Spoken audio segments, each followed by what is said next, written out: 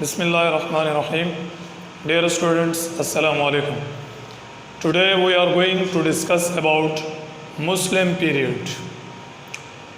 आज के टॉपिक में मुस्लिम पीरियड्स को थोड़ा सा डिस्कस करना है कि मुस्लिम्स की केमिस्ट्री की फ्लरिशमेंट के अंदर क्या कंट्रीब्यूशंस हैं. Muslims made a rich contribution in the field of chemistry. They spread like shining stars on the sky. मुसलमानों ने केमिस्ट्री की फील्ड के अंदर केमिस्ट्री को फ्लरिश करने में बहुत ही डिसाइसिव रोल प्ले किया है और वो केमिस्ट्री की दुनिया में एक चमकते हुए सितारों की तरह फैले. मुस्लिम्स का जो पीरियड था, it was almost about 1000 years. Muslim period हमारे पास ऑलमोस्ट कोई 1000 ईयर का पीरियड था, 600 से लेकर 1600 AD तक. अब मुस्लिम साइंटिस्ट की जो कंट्रीब्यूशंस थी उसके पीछे उनके गोल्स क्या थे, उनके मकासद क्या थे, वो हमने देखने हैं. जब भी हम किसी फील्ड में काम करते हैं तो उसके पीछे हमारा कोई ना कोई मेजर एम होता है, कोई गोल होता है. उन मुस्लिम साइंटिस्ट की कंट्रीब्यूशंस के पीछे भी कुछ ना कुछ गोल्स थे. वो गोल्स आप देखें, जरा हम डिस्कस करते हैं one by one. Major goals of Muslim scientists. First बच्चों जो उनका गोल था वो था to find out methods to prolong life. वो ऐसे मेथड्स डिस्कवर करना चाहते थे जिससे ह्यूमन लाइफ को प्रोलॉन्ग किया जा सके, कि ऐसे कौन से तरीके हैं कि हम इंसानी ज़िंदगी को मैक्सिमाइज कर सकें. सेकंड था to look for ways to change base metals like lead into gold. वो चाहते थे कि हमारे पास जो बेस मेटल्स हैं इनको हम किस तरीके गोल्ड में कन्वर्ट कर दें. अब बेस मेटल से यहाँ क्या मुराद है, आपको थोड़ा सा मैं ईजी करके समझाऊँ. अगर आप इजी वे में समझना चाहें तो वो चाहते थे कि हमारे पास जो नॉन वैल्यूएबल या लेस एक्सपेंसिव मेटल्स हैं उनको हम कन्वर्ट कर दें एक्सपेंसिव मेटल में. जैसा कि आप जानते हैं गोल्ड बड़ा एक्सपेंसिव मेटल है, तो वो चाहते थे कि हमारे पास जो लेस एक्सपेंसिव मेटल्स हैं जिनकी कोई ज़्यादा वैल्यू नहीं है मार्केट में, उनको हम कन्वर्ट कर दें गोल्ड में जो कि काफ़ी एक्सपेंसिव है. थर्ड जो हमारे पास उनका गोल था वो ये था to find physical evidences to support religious beliefs. वो कुछ ऐसे फिजिकल एविडेंसेस फाइंड करना चाहते थे जिससे वो अपने मजहबी अकायद को भी सपोर्ट कर सकें. मुस्लिम साइंटिस्ट के जो गोल थे, आल्दो कि वो उन तमाम गोल्स को अचीव नहीं कर सके, तो फिर भी उन्होंने केमिस्ट्री के अंदर बड़ी ज़बरदस्त किस्म की कंट्रीब्यूशंस थी उनकी. उनमें कुछ ये थे, they laid the foundation of laboratory methods which are still used in modern chemistry. उन्होंने लेबॉरेटरी की बुनियाद रखी जो कि आज तक मॉडर्न केमिस्ट्री के अंदर हम यूज़ करते हैं. Muslim scientists discovered many elements. मुसलमान साइंसदानों ने बहुत से एलिमेंट्स डिस्कवर किए. For example arsenic, antimony, lead et cetera, ये कुछ एलिमेंट्स थे. और भी बहुत से एलिमेंट्स उन्होंने डिस्कवर किए. इसके साथ डिवेलप्ड लेबॉरेटरी इंस्ट्रूमेंट्स. उन्होंने लेबॉरेटरी में यूज़ होने वाले बहुत से इंस्ट्रूमेंट्स डेवलप किए, जैसा कि हमारे पास फनल्स, फ्लास्क, क्रूसिबल्स. ये मैंने कुछ इंस्ट्रूमेंट्स आपके सामने बनाए हैं. ये titration flask, round bottom flask, beaker, funnel, pipette, ये वो इंस्ट्रूमेंट्स हैं जो कि आज तक स्टिल अप टिल नाउ आप लेबॉरेटरी के अंदर यूज़ करते हैं for various purposes, for performing many experiments. ये इंस्ट्रूमेंट्स अभी तक भी इस्तेमाल होते हैं. तो यहाँ से पता चलती है मुस्लिम साइंटिस्ट की क्या कंट्रीब्यूशन थी केमिस्ट्री के अंदर. They introduced new chemical procedures. उन्होंने बहुत से केमिकल प्रोसीजर्स भी इंट्रोड्यूस कराए जिसमें हमारे पास filtration, sublimation, fermentation and distillation. अब ये अलग से टॉपिक हैं जिनको हम बाद में डिटेल में डिस्कस करेंगे, लेकिन मैं आपको थोड़ा सा इनके बारे में बता दूं कि फिल्ट्रेशन क्या है. फॉर एग्ज़ाम्पल आपके पास एक बीकर है, उस बीकर के अंदर आपके पास वाटर पड़ा हुआ है, वाटर, और इस वाटर के अंदर आपके पास कुछ सैंड पार्टिकल्स हैं, कुछ डस्ट मौजूद है. तो आप क्या करेंगे, इस वाटर को क्लियर करने के लिए आप एक दूसरा बीकर लेंगे या आप टाइट्रेशन फ्लास्क ले लें। उस फ्लास्क के ऊपर आपने फनल को सेट करना है। उस फनल के ऊपर आप फिल्टर पेपर रखेंगे, फिल्टर पेपर। जब आप इस बीकर वाला पानी जिसके अंदर सैंड पार्टिकल्स मौजूद हैं इसके अंदर पोर करेंगे तो ये जो डस्ट पार्टिकल्स हैं ये इस फिल्टर पेपर के ऊपर रह जाएंगे और आपका जो क्लीन वाटर है वो आपको इस फ्लास्क में मिल जाएगा। इसे कहते हैं फिल्ट्रेशन, यानी किसी भी ऐसी चीज़ को फिल्टर करना जिसके अंदर आपके पास डस्ट पार्टिकल्स मौजूद हों bye means of filter paper. This process is called filtration.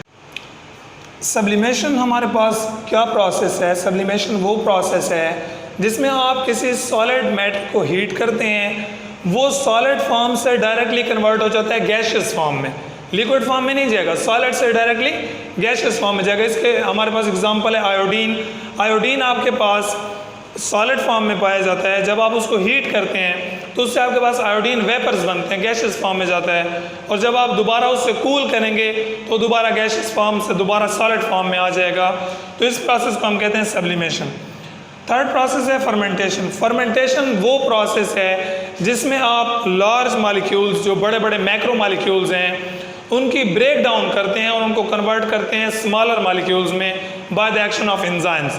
जैसे हम अपनी डाइट में कार्बोहाइड्रेट्स लेते हैं, प्रोटीन्स लेते हैं, वो कार्बोहाइड्रेट्स हमारे स्टमक में जाकर by the action of enzymes break होते हैं into glucose molecules and so on.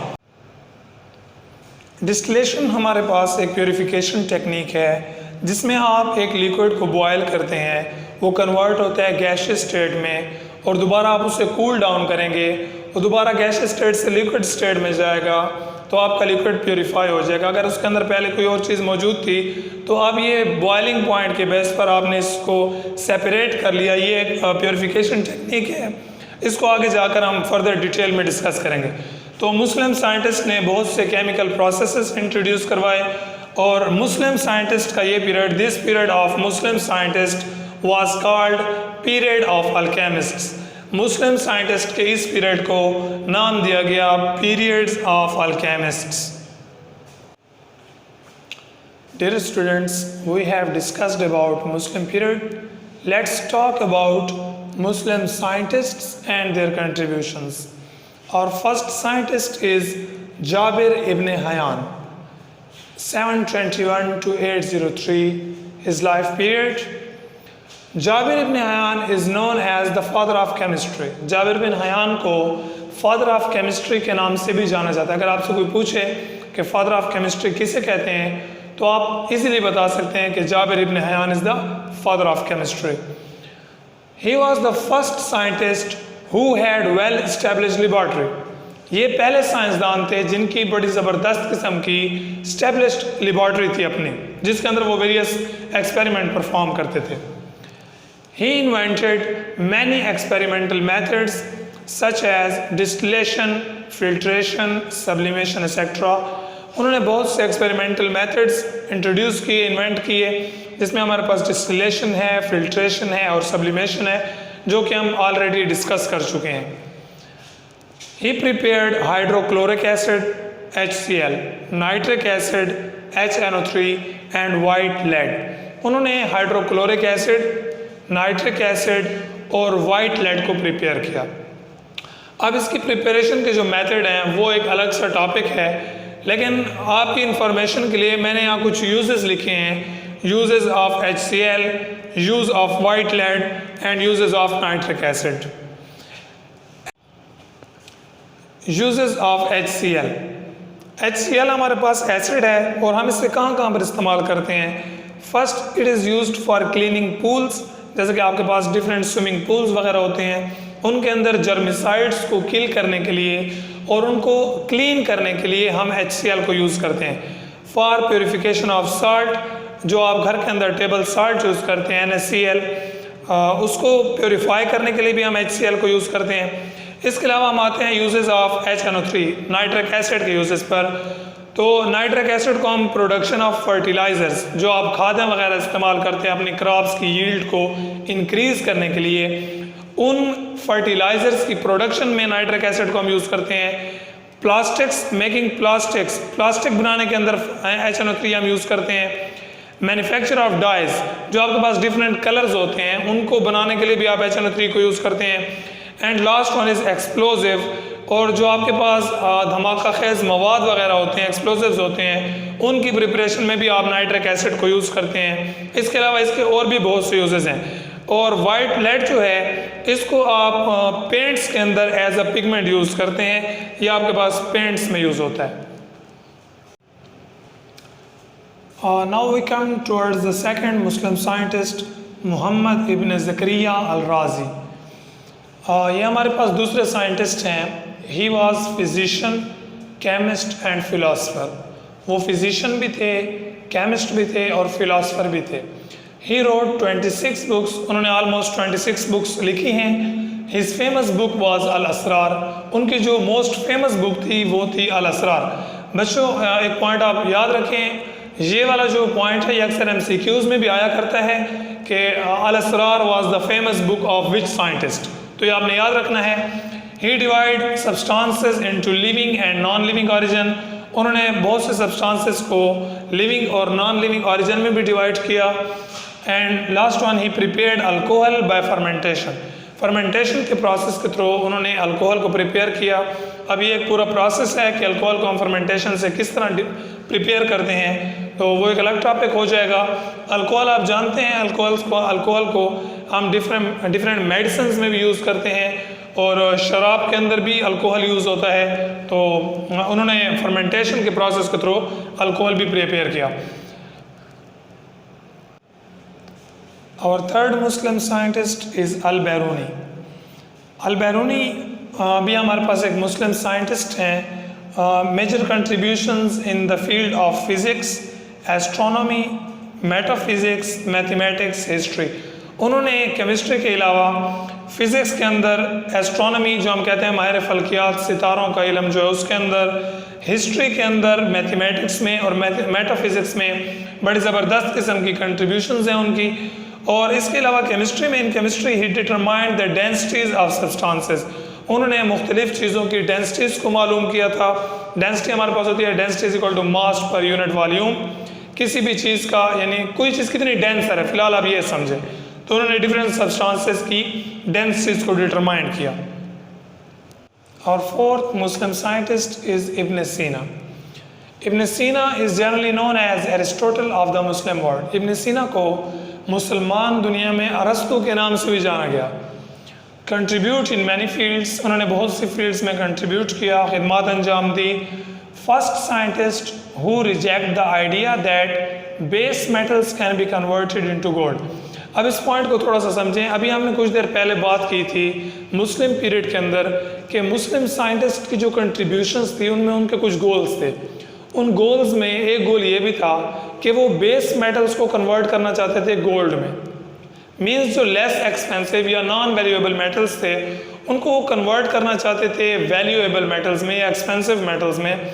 लेकिन इब्न सीना वो फर्स्ट साइंटिस्ट थे जिन्होंने इस आइडिया को रिजेक्ट किया कि आप बेस मेटल्स को गोल्ड में कन्वर्ट नहीं कर सकते। He wrote more than 100 books, उन्होंने 100 से भी ज़्यादा बुक्स लिखी।